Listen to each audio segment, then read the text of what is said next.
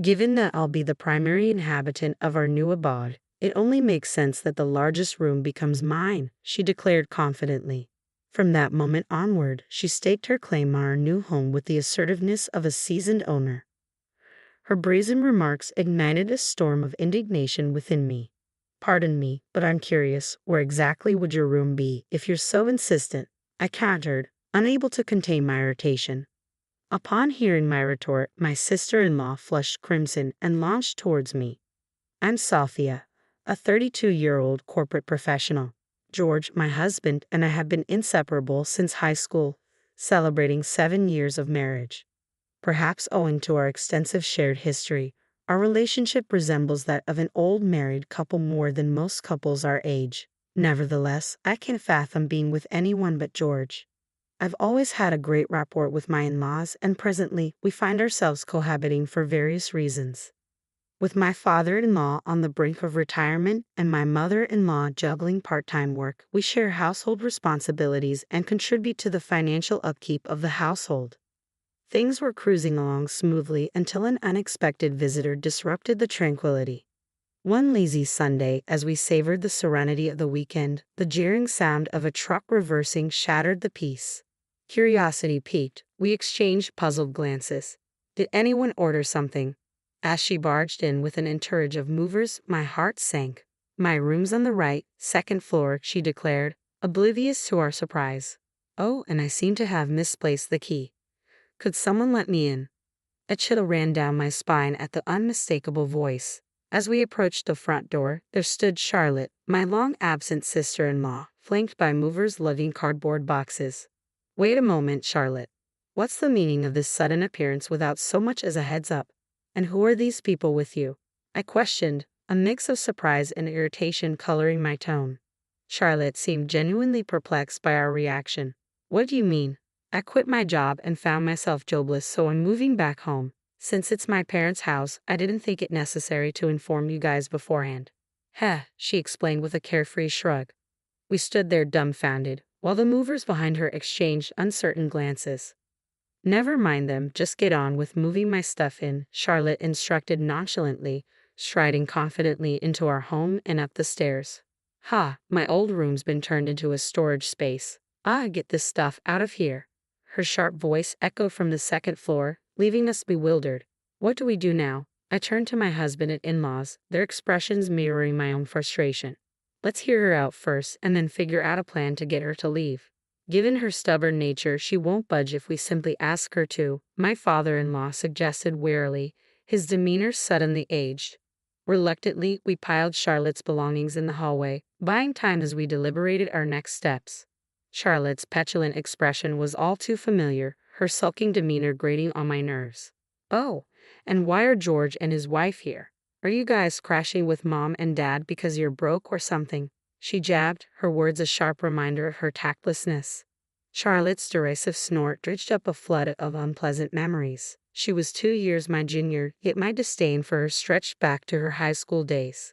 Our shared alma mater was the source of our initial acquaintance. I vividly recalled Charlotte's audacious approach during our student years. You're George's girlfriend, right?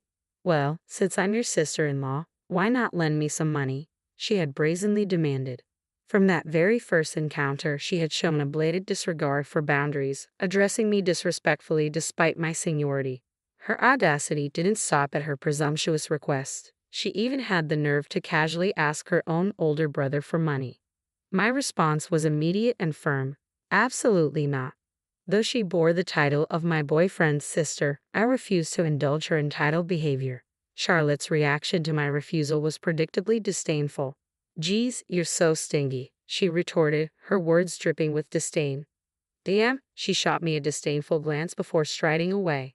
You're the crazy one here. That encounter marked my unsettling introduction to my sister-in-law, Charlotte. As it turned out, her behavior towards her own family was even more troubling, a fact my in-laws had been grappling with for quite some time.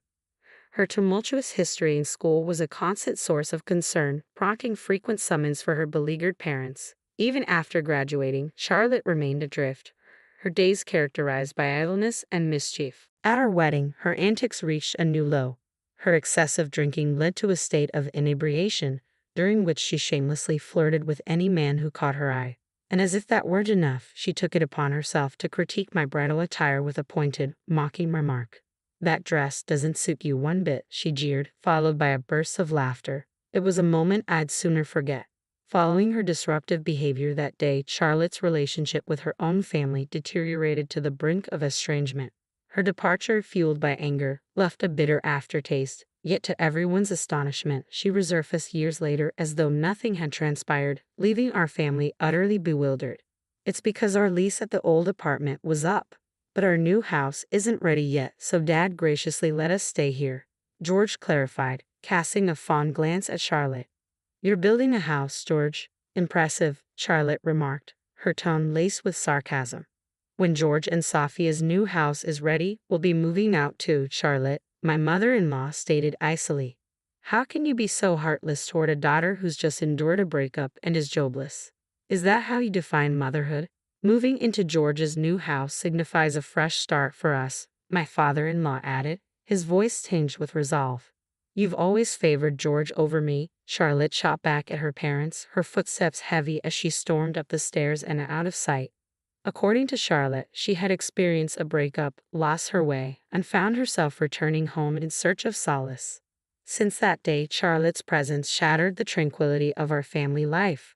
Our lifestyles clashed on multiple fronts. Her late-night, boisterous phone conversations with friends often sparked heated arguments between her and George. Despite shirking any household responsibilities, Charlotte never hesitated to voice her culinary preferences. "Fish? I hate them. Too many pesky bones. Can't you whip up some meatloaf instead?" she'd interject. Fed up with her intrusion, I finally confronted Charlotte. "If you crave meatloaf, kindly prepare it yourself or perhaps contribute to the household expenses. How does that sound?" Charlotte's perpetual attitude towards me only exacerbated the tension. My disdain for her ran deep, so I maintained a formal demeanor whenever interacting with her, a subtle reminder that I wasn't one of her casual acquaintances. Yet she persisted in addressing me only as "Hey" or "George's wife." In response, I resolved to reciprocate by addressing her solely as "Hey." Fully aware of her aversion to fish, I confronted her about her lack of contribution to household expenses. "Why should I chip in for my own living expenses? You're nothing but a leech, surviving off George's earnings and my family's support. Don't act so entitled." Charlotte's audacity left me speechless. "Seriously, is that how you perceive it? And how's the job search and apartment hunt going?" "Our new home is nearly ready," I countered. Her face flushed momentarily before she retorted with a smug grin. "Don't worry, I've got it all figured out," her tone dripping with self-satisfaction. In the midst of our heated exchange, my mother-in-law, Susan, appeared visibly concerned. "Sophia, dear, I'm truly sorry if Charlotte is causing you distress. Are you all right?" she inquired, her worry evident in her voice. Dealing with Charlotte had taken its toll on everyone, her stubbornness making it nearly impossible to reason with her. "I'm all right, Susan, but you should take a break too. It seems like Charlotte has gotten the wrong end of the stick." "Is everything all right?" I asked, concern evident in my voice. Susan's response was a heavy sigh. "Even her father and I can't get through to her. She just barricades herself in her room and tells us to stop badgering her. I sometimes wonder if she'd emerge if we set off a bug bomb," Susan quipped, eliciting a chuckle from me. After days of anticipation, our dream home was finally complete. George and I had poured our hearts and souls into saving for the down payment, and now the kitchen bore my personal touch, while the bathroom had been transformed into a haven for my husband's love of long baths. It truly was our dream abode. As we immersed ourselves in the joy of unpacking and settling in, the doorbell interrupted our reverie. Expecting George's parents, I glanced at the monitor to find Charlotte tagging along. "I really don't want her invading our new space," I muttered, unable to suppress a grimace. Charlotte swaggered into our freshly minted abode, her demeanor oozing with arrogance. "George really outdid himself. This place is quite spacious. Nothing beats a brand new home," she proclaimed boldly. She proceeded to fling open doors to various rooms without so much as a "by your leave." My irritation reached its peak, and I was on the verge of giving her a piece of my mind when George's father intervened. "Hey, that's impolite," he scolded her sternly. Unfazed, Charlotte pouted and retorted, "What's the big deal? This is going to be my place now, isn't it?" George wasted no time in shutting down her presumptuousness. Cut the nonsense. You don't have a room here, do you? He snapped. But Charlotte persisted, undeterred by George's firm tone. If my parents are moving in here, then technically, this becomes their house, right? So I do have a right to be here, she argued brazenly. We stood there, dumbfounded by her audacity. It became painfully clear that Charlotte had been eyeing our home as her own from the very beginning.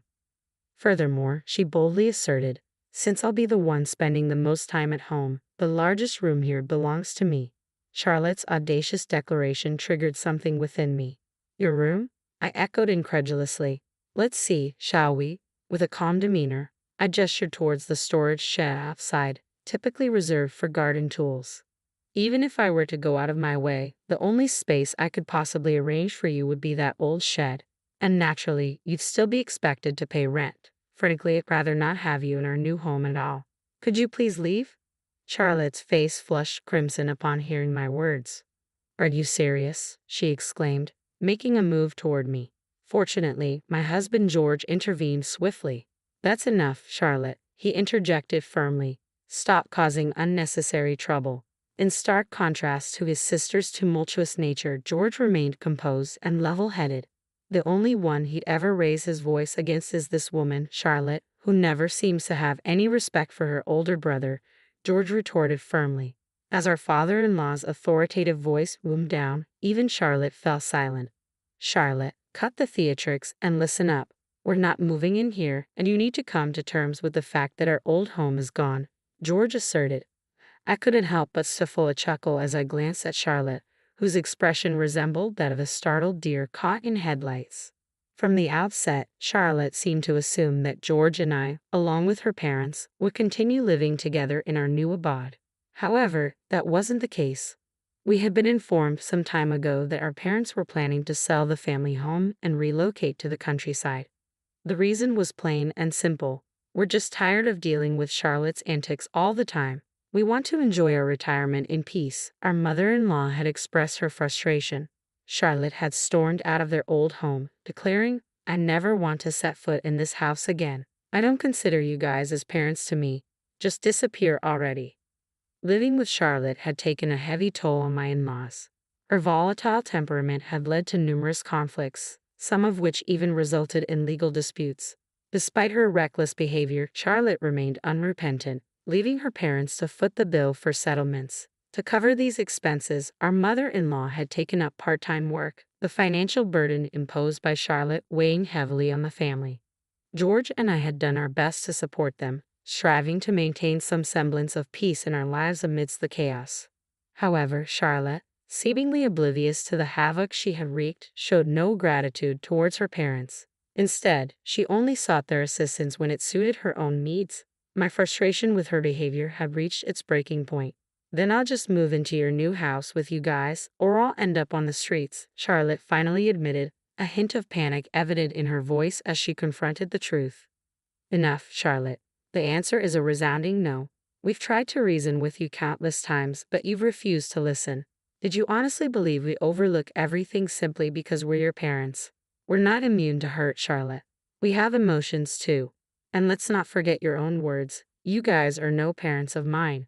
Just disappear already. Our mother-in-law's tone was icy as she addressed Charlotte, whose expression betrayed a mix of shock and realization. Observing Charlotte's crumbling facade, George and I exchanged a knowing glance. Dad, Charlotte's return wasn't prompted by heartbreak or job loss. Sophia and I are fully aware of the truth, George asserted, causing Charlotte to visibly pale. In reality, Charlotte was involved with a married colleague, he continued. She knew about his marital status but chose to continue the affair nonetheless. And when his wife discovered the truth, the affair imploded. Both Charlotte and her lover lost their jobs due to the scandal. They're divorced now, and coincidentally, your lover's wife, who happens to be my friend, crossed paths with me recently. Seeing her after such a long time, I was taken aback by how much weight she had lost. Enjoy your role as a homewrecker. I couldn't help but lash out. You know there's a special place in hell for people like you. Tears threatened to spill as I grappled with the weight of the situation. My husband and I had discussed it, but we hadn't broached the topic with my in-laws yet. We were afraid of upsetting them. No, it's not like that. I fell in love with him, and I couldn't help it. Charlotte defended herself with the same tired excuses that cheaters often use, her gaze chillingly indifferent. Glancing at my in-laws, I could see the fury in their eyes. Without a word, they swiftly escorted Charlotte back to their home. Later, my in-laws informed me that my sister-in-law had resorted to doing household chores in a desperate attempt to gain their approval for moving into their new home. However, their sentiments remained unchanged. "Pack your things and leave," my father-in-law repeated like a broken record. "Why?" "I've been working hard around the house. I've been doing laundry and vacuuming. What more do you want?" Charlotte finally erupted. "There's nothing special about what you're doing. It's basic self-care. Did you expect to be praised for that?" "You're an adult," my mother-in-law retorted sharply. My sister-in-law blushed, adding a layer of embarrassment to her already wounded pride. "I already made my will. All inheritance will go to George. There isn't much left because of you. You've been written out of the will. It's likely to be approved by the court," my father-in-law declared, leaving my sister-in-law visibly stunned. As my in-law's moving day approached, coinciding with my father-in-law's retirement, my sister-in-law had drastically downsized her possessions to just one suitcase. According to my mother-in-law, she had sold off most of her belongings for cash. As we bid farewell to my in-laws and turned to head back to her car, my sister-in-law inexplicably followed us. "What's the matter?" I asked, puzzled by her presence. "I have nowhere else to go," she admitted, her voice breaking. "Please, I want to live in your house too. I'll take the small room." But more than her plea, it was the term "sis" that sent shivers down my spine. I glanced at George, and it was clear he shared my sentiments. "Hell no. Live with us. Not in your wildest dreams," he retorted bluntly as we made our way to the car and drove off without a second thought. A few days later, while enjoying a quiet day at home, the doorbell interrupted our peace. Seeing the figure on the other side, we both let out a resigned sigh.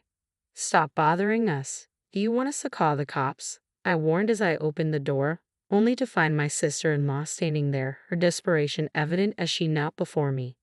"Please let me stay. I've been bouncing between hotel rooms and odd jobs, but I can't keep living like this," she pleaded. My husband and I were taken aback by the depths of her self-imposed predicament. "I don't care. We're not family anymore," I asserted, attempting to close the door. However, she clung to it stubbornly.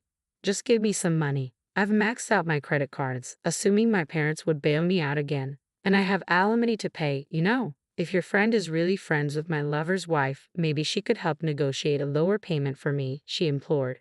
We had no desire to engage with her, but her audacious selfishness pushed me over the edge. "Don't push me. I've never encountered someone as despicable as you. Stay away from me. I never want to see your face again," I snapped. Despite her insistence, she refused to leave. Suddenly, her face drained of color as she noticed our dogs barking from inside the house. "Wait, you have a dog?" she questioned, taken aback. We had adopted one of the 3 puppies from my parents' dog. "Would you like to see it?" I offered. Her reaction was immediate. "Who? What? No way. I can't stand dogs. You must be insane to live with one. Count me out of this house," she stormed off, her anger palpable. To be honest, my sister-in-law harbors a deep aversion to dogs. According to George, a childhood incident where a large dog playfully chased her left her traumatized, instilling a lasting fear and dislike for dogs. "Thanks for scaring off that lady, Marin," I murmured, giving our toy poodle a gentle pat. Since then, we haven't crossed paths with my sister-in-law. However, a friend mentioned spotting her in worn-out attire in a distant town. Her current circumstances don't concern me. Frankly, I hope she faces some hardships. George and I are relishing the tranquility of our new home. His parents seem to be thoroughly enjoying their rural lifestyle, occasionally reaching out through video calls and visits. They've managed to keep their address concealed from my sister-in-law, preventing any unwelcome surprises. Both appear healthier and happier, as if a weight has been lifted off their shoulders. A few months after settling into our new abode, we received a wonderful blessing. A baby is on the way. I had heard that stress could impact fertility, which may have been a factor in our previous struggles to conceive. Now, we eagerly anticipate the arrival of our newest family member next year. Gazing at George, his joy evident, I gently caress my growing bump, filled with hope that he'll remain by my side through all